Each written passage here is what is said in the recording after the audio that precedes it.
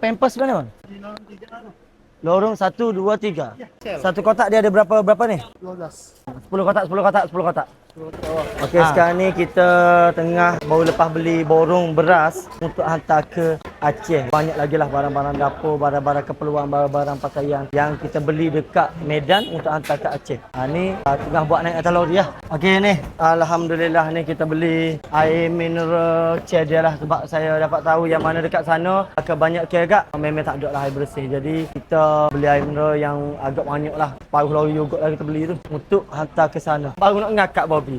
Saat ni duduk buah situ. Trik ketiga. Trik ketiga. Muja ada Bobby. Boleh juga buat belakang-belakang ngakak. Jadi saya awak dah. Okey, semoga dipermudahkan segala urusan. Okey, sekarang ni saya baru saja lepas berada beli pampers untuk anak-anak dekat Aceh. Jadi gitulah saya awak. Semoga dipermudahkan segala urusan.